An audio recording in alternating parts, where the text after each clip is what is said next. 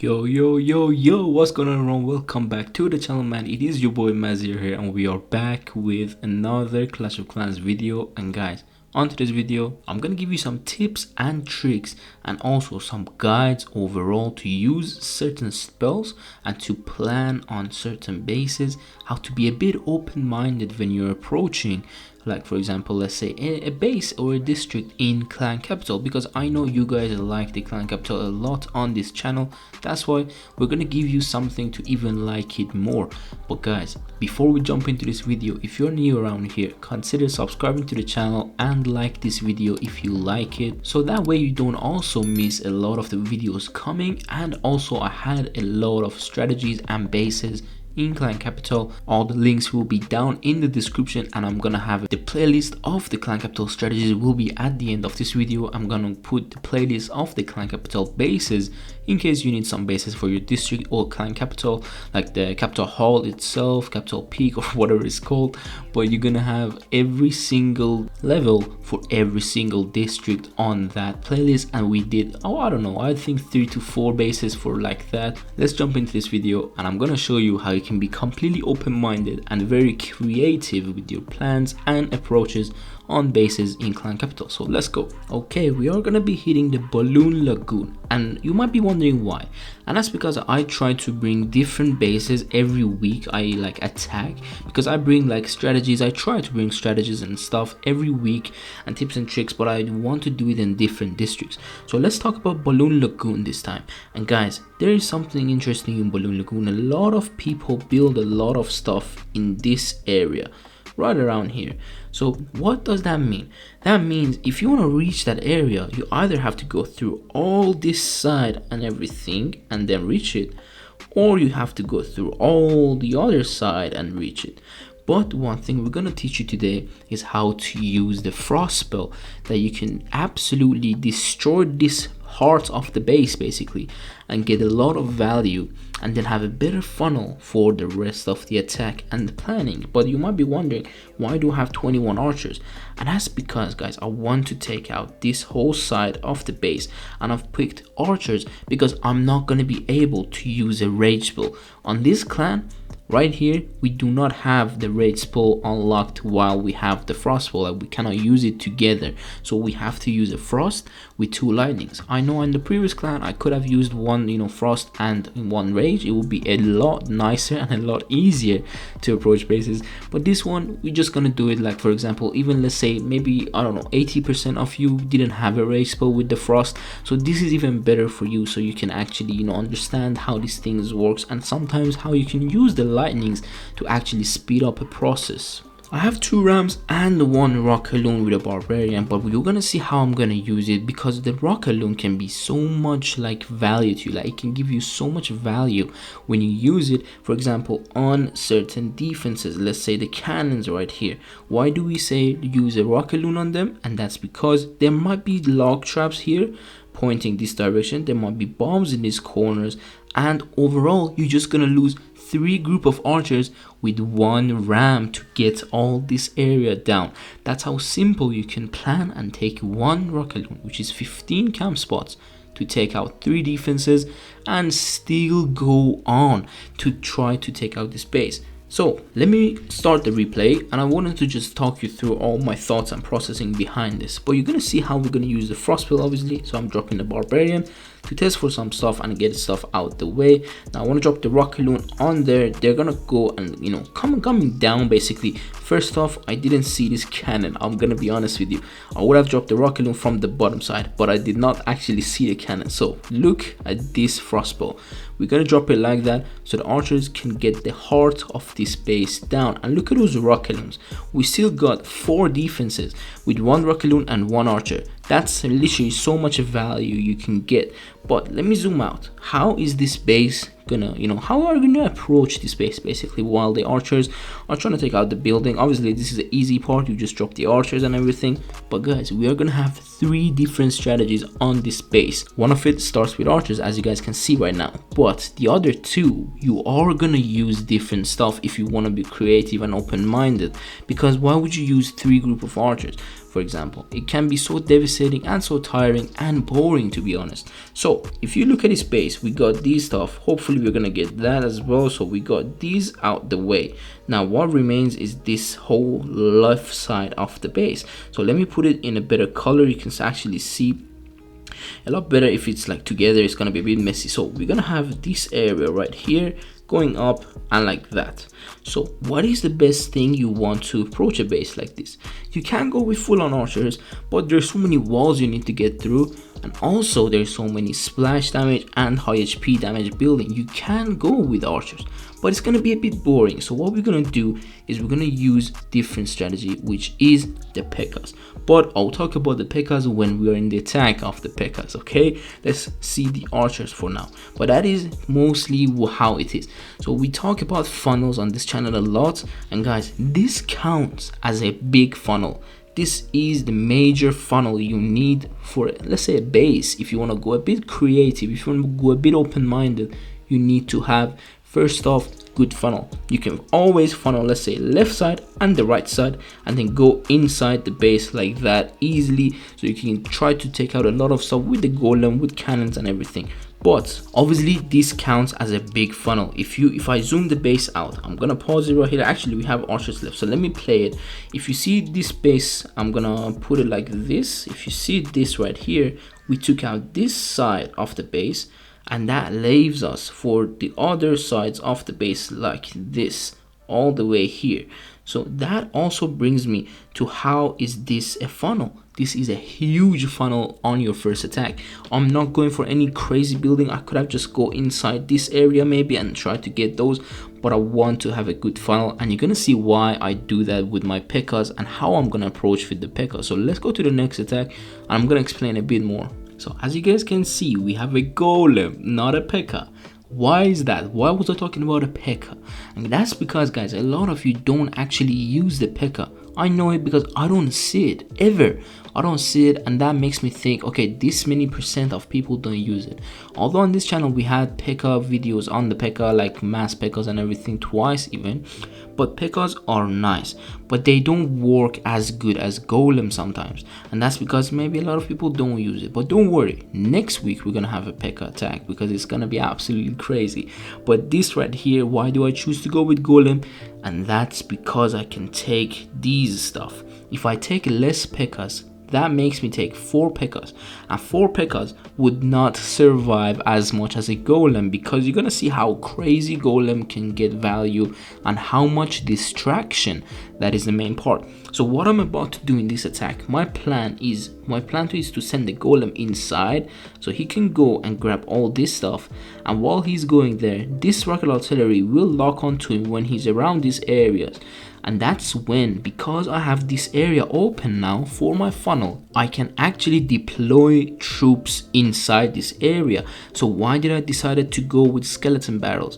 And guys, this is why you want to use them, because there has been a obviously area here that this rocket cannot reach. And that also brings me to saying there is no splash damage in this area. Look at it. There is nothing that is gonna target the skellies that kills them all. So that makes me think, okay, I can actually drop some skeleton barrel to go in, and then some of them might die on the mountain. I don't actually know what happens if a skeleton pops on the mountain. I think they're gonna still die. But if they reach the other side, which is here, when they go underground, when the skeleton drops, they're gonna take out these stuff, all the air defenses, they're gonna take out the rocket, they're gonna go and take out the inferno, while the golem is still tanking. I wish I had a lightning spell, but if we were in the other clan, like my older one, so we could have actually took 2 rage with 1 lightning, so the lightning could have helped me with the value to get from the single inferno. But that doesn't matter, that is for my plan. So let's play this recording and let's just keep on going with this plan. Now golem is being dropped, so the golem is gonna keep on going. It's gonna obviously take a while, but you have to be patient. Imagine it's an archer attack, but it's a bit faster than that, because you're gonna see how fast suddenly it gets. Golem is still gonna keep on walking. It is gonna get distracted.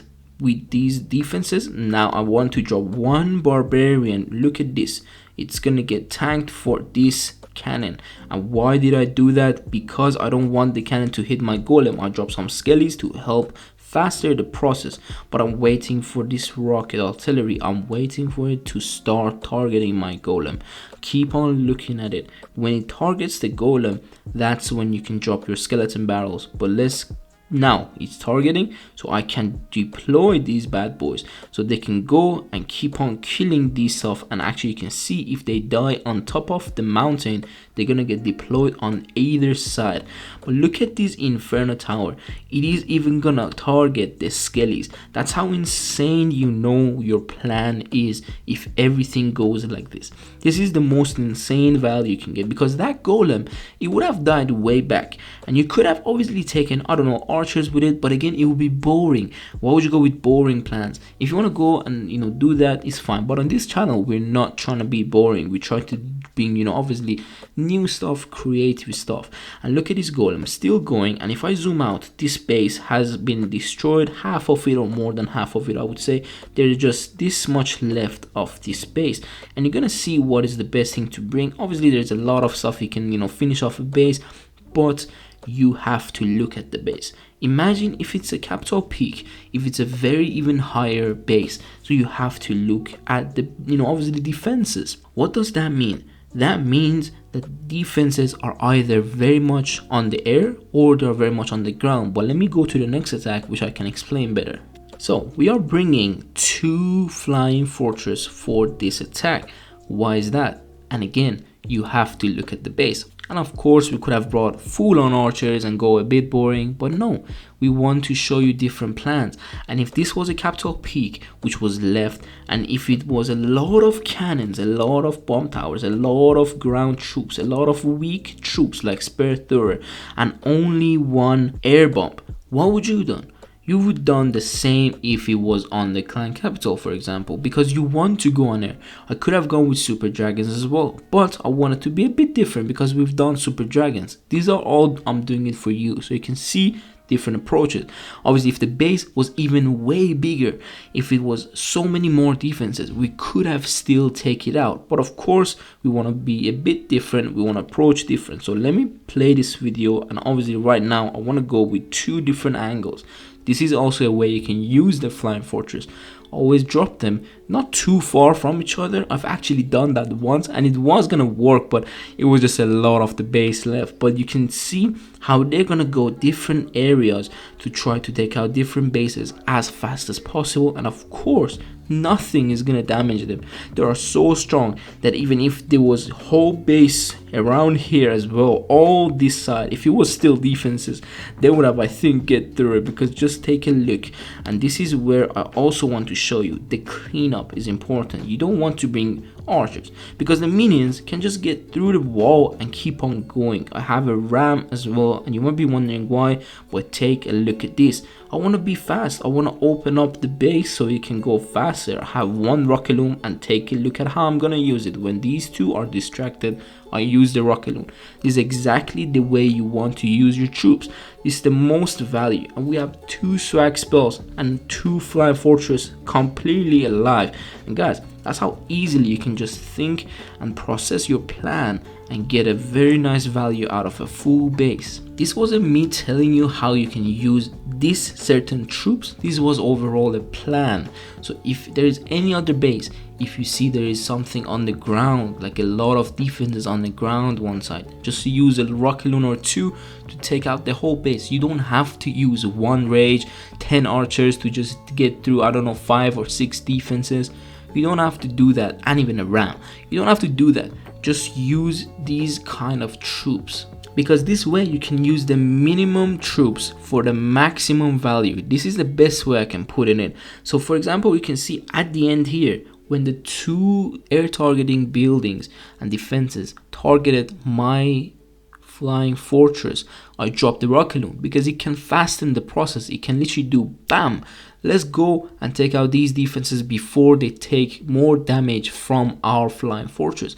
That's exactly what you want to do on all the other bases. So if you're in a capital peak, because I keep saying capital peak because there's so many defenses and it's a huge base, and if you're on capital peak, you see something like this and everything is distracted, you can use it to drop your other troops to make them go faster, and the spell deployment is important. And that was it for the video, guys. I hope you enjoyed it, learned something new. As this video, I was trying to tell you that how you can use the certain troops so you don't approach the similar bases in a boring way. Like for archers, you can just do that, it's fine, like completely fine. That's your game, it's your clan, it's your raid. I'm just here to give you these ideas, so when you see this, it goes in your brain, and next time you're gonna approach a base, you can actually see, oh my god, there's 3 cannons there, I can get that with 1 rocket loom. Why would I use a rage, 3 or 4 archers with a ram? That's the same way I explained before. It's a similar way to all the other troops.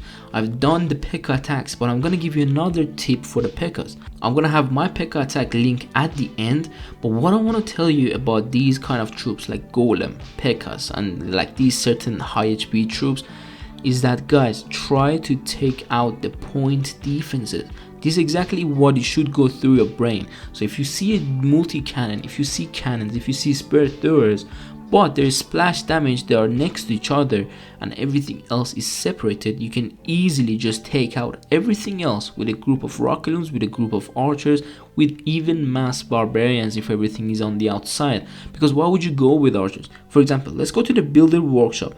If you look at his base, it might look so easy, but guys, do not forget, builder workshop have about 8 or 7 log traps. Do you know how much value they can just get out of your army? And that's just for the log traps. There is so many zap traps and there is so many bombs. So you don't want to approach it with archer. That's the same exact way I want you to think. These are all designed so you can use different troops. So for example, on Builder's Workshop, for the starter, a lot of times people don't realize how much 40 barbarians are gonna give them value with a few rams. Literally, if you open this right here, this wall, you can get all these stuff with 1 freeze and literally, I don't know, maybe 20 rams, and you have what, 40 in your army at the beginning. That's how much insane value you can think of before you go into the attack. And I want you to be like that because you're on this channel right now. This channel will teach you the best of the best so you can be the best version of yourself. And we've always had very genuine and nice people on the comments that they comment down below their ideas on bases. Sometimes they teach me something new. I learn something from them, I use it on the other day in the raid weekend, and then I'm gonna share with the others who maybe don't check the comments. And shout out to them. So thank you if you're commenting down below your thoughts, your ideas, your help. It's all, guys, knowledge that goes through you. So if you learn more, you're just gonna get better. Trust me, if you're an average player, there's nothing wrong with that. But if you're an average player who wants to get better, that is important, because a lot of average players, they do not want to get better, they just want to play the game. But if you're an average player and you have the time to get better and you also just want to be competitive, use this method I'm telling you. I've done it on the home village and now I'm bringing it into the clan capital. Obviously we had tips and tricks before on this channel about clan capital, but it was a bit older with older troops, and right now these are the troops that we are using mainly: archers, golems, P.E.K.K.As, super dragons, maybe flying fortress, and all this stuff. That's why I want to give you the best tips you can use. A lot of the times you can go in with, let's say, flying fortress on your first attack. I've seen people do that. I've seen literally people drop 2 flying fortress here, and then when they go in, they just drop double rage. You can do that, but if you want to be a bit better, if you want to do a bit better in your attacks, if you want to try to get districts into attacks, you need better planning, and this is exactly why we're teaching you this stuff. I'm sorry, obviously the outro was a bit long, because I just wanted to talk you through all this stuff that was actually important to you, for you to know basically. And overall, I'm really glad you clicked on this video. If you clicked on this video, that already means you want to get better. It's just simple as that. So I know how you guys work, okay? If you have any thoughts, leave it down in the comments. If I was wrong at any parts of this video, leave it down in the comments. I don't mind reading thoughts of you saying I was wrong maybe at this part, I was wrong at that part. Leave it down anything you want to write it down in your mind. I'm gonna read all of it. I'm gonna answer to everyone. And yeah, overall, I just hope you like this video, man. So give it a like and consider subscribing to our channel. Don't forget to check these links coming up right now on your screen. And I'll see you on the next one. So take care and peace.